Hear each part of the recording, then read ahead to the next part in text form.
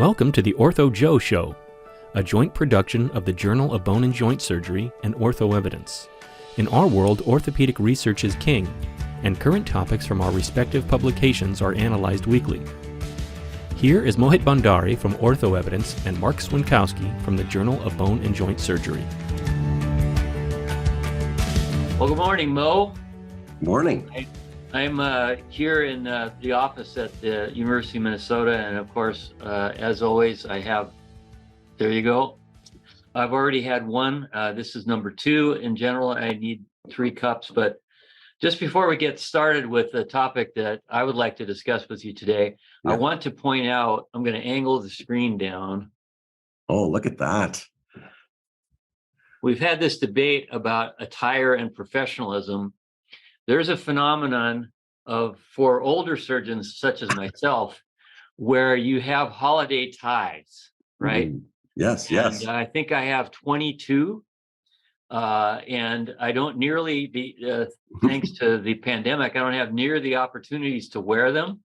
So I'm taking this opportunity to abuse anybody that's viewing this for one of my favorites, which is the Looney Tunes. You're probably too young to know about Looney Tunes cartoons. Oh my gosh, I grew up on them. I love them. Oh, okay. So this is Bugs Bunny. Yeah. It's the Taz. Oh yeah, Tasmanian Devil, of course. Yeah. I mean, it's all good. Daffy Duck. I mean, we got the whole thing. So that's awesome. It's probably unprofessional attire, but I think it's hip. I think it's very hip. I like it. I like it. Yeah, but would we be better is if this is the old style, really thick tie. I need a skinny holiday tie to get close to your sense of fashion in your generation. But well, with that necessary conversation out of the way, what I'd like to talk about is a manuscript we just published in the November 16th edition of Journal of Bone and Joint Surgery, and it is about position factors as it relates to arthroplasty outcomes. And this is, I think, a very important article. And from our preliminary discussions, I think you agree.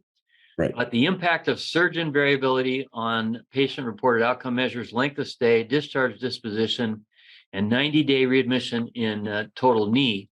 This is from the Cleveland Clinic. And they looked at a large data set, 5,429 patients between 2016 and 2018, with some various patient-reported outcome measures, the KOOS and others.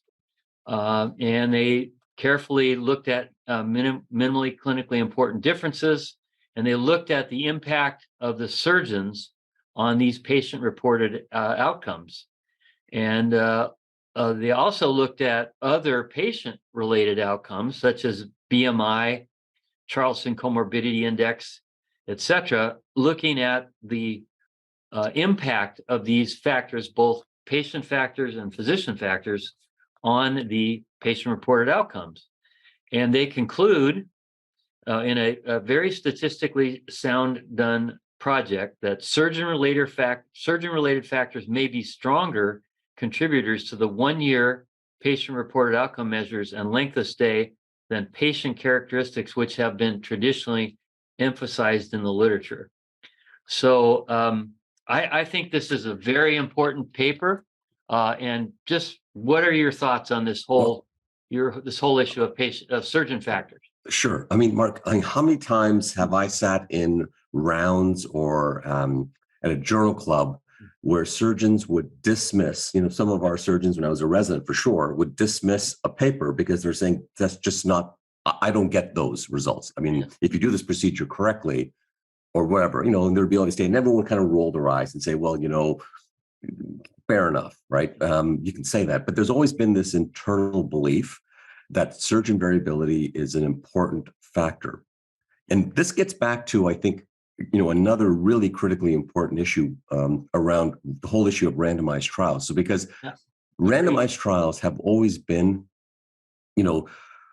believed to be, well, if you do a randomized trial and you in this case, adjust by center, meaning that, that we adjust for a center having, an equal number of A's and B's getting put in, that does not get around the risk of having one surgeon who may be having better outcomes getting all of the A's, and one surgeon or a group of surgeons who may not have the same outcomes getting all the B's, which could lead to this exact problem. So it does lead to a lot of issues and puts in question, as I think we've thought about in the past too with some of our other trials, how do you handle this? Yeah. With this realization? Because I think we've always believed it, but we've always thought, well, our analyses can adjust for it. The truth is, I don't think our analyses can necessarily correct for a major imbalance. And we have to be thinking of strategies in the way we think of trials, and not just for the more complicated procedures. Marc, I would say that some of the more fundamental, like this is for total knee replacement, you said? Yeah. Yes. Yeah. I mean, that's a fairly standard procedure, but still going to have, a range of variability here. So this is where I think we have a lot of opportunity and discussion. Now, before I jump to what I think the solution could be, which I think is the expertise-based trial, which we've talked about a bit, that may not still be the answer. But I'm curious from your perspective, when you read this, what is it about this that gave you pause? Well, it is so clearly a major factor in patient-reported outcomes, because of all the types of interventions that we study in orthopedics, I mean, total knee replacement is at the top of the list as far as how common it is, and the huge numbers, 700,000, 800,000, 900,000 per year. Right. Maybe even 1 million a year in the States. And there are not that many surgeons who are doing it. So it's pretty much a high volume procedure, especially at a place like the Cleveland Clinic, where it's a major referral center, people being referred for arthroplasty from perhaps all around the country. So it was just, to see that there was that much influence of the individual surgeon was a bit shocking. Quite frankly, I've been less surprised in trauma trials because, the surgeon is so critical in terms of reduction of fracture, whether it's closed or open. And we know that there's variability in the surgeon ability to get a good reduction. And we've seen this with the hip trials of malreduction of fracture when we're trying to isolate the impact of an implant. The implant is put at an unfair stress when the fracture is not reduced. So like cutout and things like that. So what surprised me was the magnitude of effect for perhaps the most common major procedure in lower extremity surgery. That's what surprised me. And so the question is, what do you do about it? I mean, so now we have this whole database of trials. And let's just say that we take this study at face value. I mean, obviously it'll be repeated, we hope, and there'll be others looking at the same data. But let's just say this is an absolute truth, that in fact, that they've defined some measure of variability, that variability exists, and there's a magnitude that we can quantify. If you look now at every prior trial, and I know that this wasn't a trial per se, there was an observational study, but now we apply this to trials where we've looked at A versus B, a total hip replacement or a total knee replacement, where they've looked at liner A versus B, some implant A versus implant B. How do you make sense of all that now, knowing that even if we adjust it for center, we've missed out on that fundamental issue, which is within a center, there's a lot of variability, and the randomization could have quite reasonably led to big differences between which surgeons got which patients, and one surgeon could very easily when you're randomizing across 6-7 surgeons, one surgeon could very easily be the one who he or she could get 5 A's in a row just because of the way it works out when the patients get relegated. So it's not unreasonable to think, that we could have these imbalances all over the place, which kind of puts a bit of a challenge into how we think about studies. So do studies now should we be asking, for some general idea of, we'll say not necessarily qualifications, but expertise? We talked about the expertise trial like we did in the health trial, some measure of expertise. Should we be thinking about surgeon now being a factor in, adjustment right up front, like, collecting by individual rather than by center, those kind of things at a pretty significant amount of complexity into how we think about how we're going to move this forward.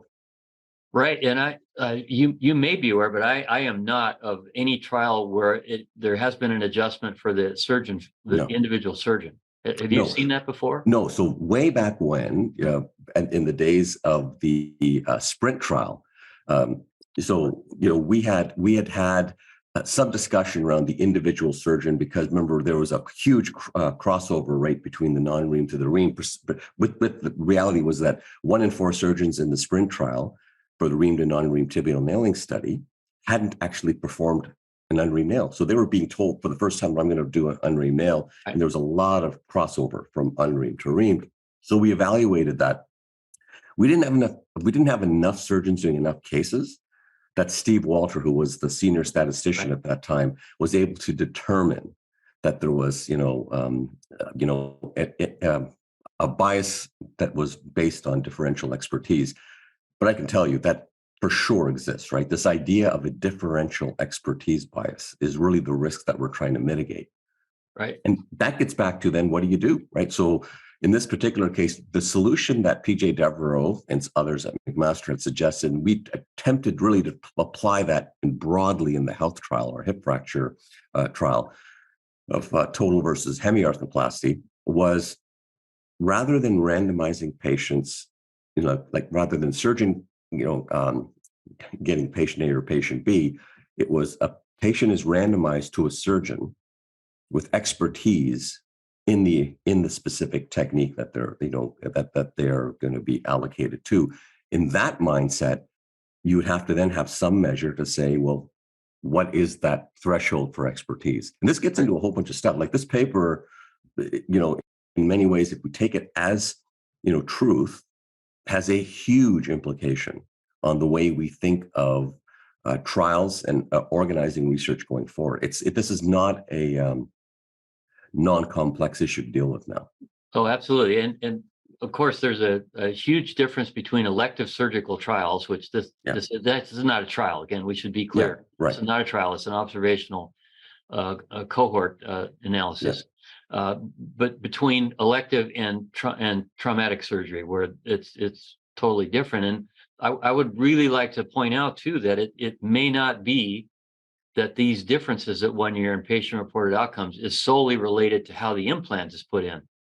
As a matter of fact, I would venture to guess it may be just as important in patient selection, how the patient is instructed before and after about what to expect, the rehabilitation protocols, and how the individual patient is compliant with them, et cetera, et cetera, et cetera. I think those are more likely than not, those non-surgical factors are more important than actually how the implant is put in, because at a place like this, the variability in the alignment of the tibial cut is not going to be great for sure in an experienced center like this. So it is issues around patient communication and pre and post-op information and how those patient characteristics interact with those instructions.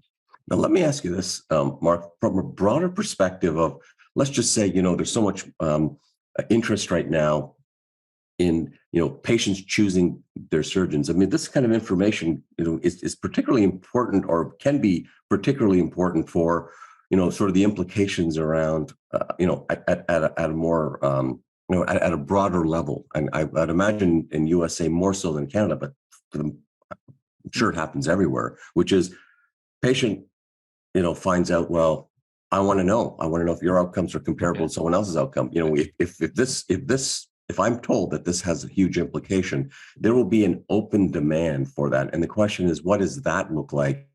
And what sort of information and data are individual surgeons going to be required to provide if, in fact, again, I mean, this goes down a whole pathway of validation of this work. But let's just say, right, this opens up a lot of different, issues. Because the reality is, because remember, the reality is that up until now, it's always been like, everyone just says, look, listen, you come to me, you've come to the right place. Yeah. Here's how I do it very well. Yeah. But now when when there's research that says, no, it definitely has impact, right? Because, there's volume outcomes research that's been done in the past that talks about, but this is getting to a very specific issue around surgeon matters. Yeah, Literally everyone believes that, right? But Yeah. patients now, have choices. Right.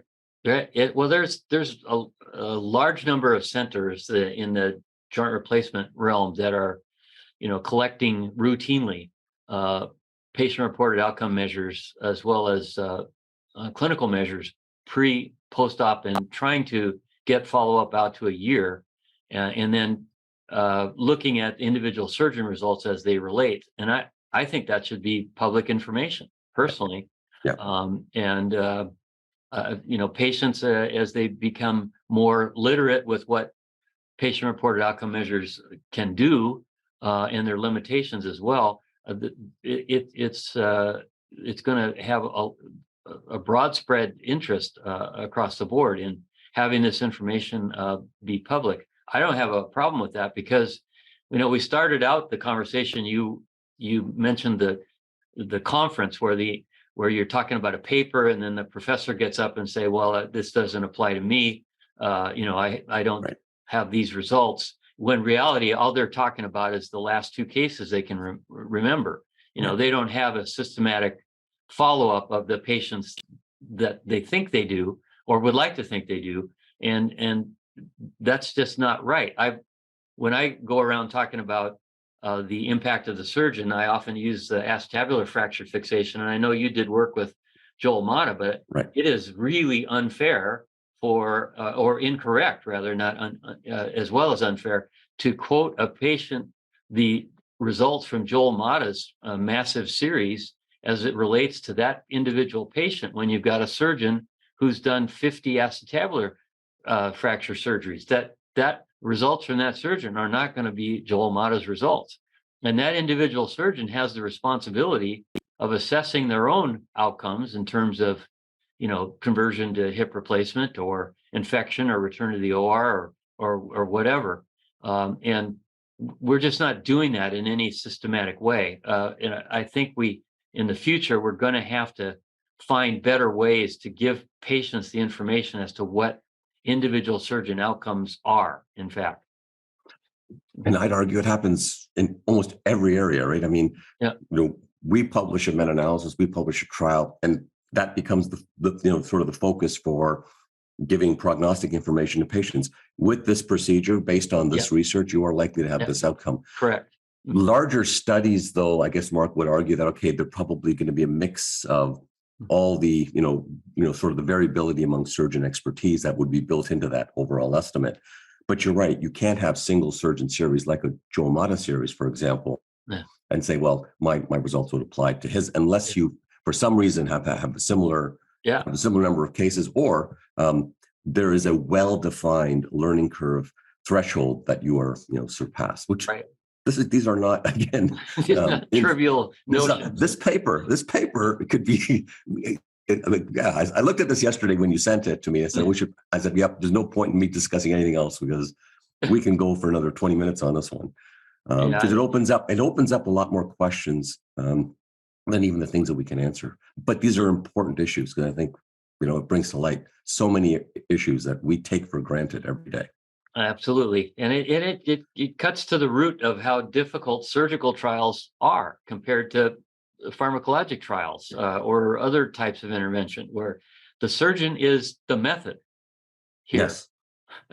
We're trying to tease out the impact of the implant, but the surgeon is 80-90% of the result. And not only with the technical expertise, but also the pre and post-op management and discussions, et cetera. And I think we just need to be a little bit more honest about this. But I am grateful that the challenge of surgical trials is what brought Gord Guyot into your life and my life. But Gord, obviously, very successful doing cardiac trials and cancer trials, et cetera. And he accepted the challenge of educating us in the surgical world in orthopedics about how to do these trials well. And for that, I'm forever grateful. So, I think this is a paper that's gonna stir some things up, and I think we're going to see a lot of submissions focusing more on the impact of the surgeon and how we can adjust, et cetera, et cetera. So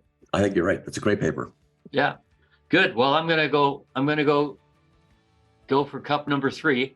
Well, And thanks. I'm just going to say, having just returned from India, I'm going chai. I'm going chai latte now. That's what I'm doing, right? So just, just changing it up a bit. Chai lattes are fantastic, particularly in the wintertime. It's I great. know. So have a great day, and All right. thanks for the discussion, Mo. Very interesting as always. Right. Take care. Cheers.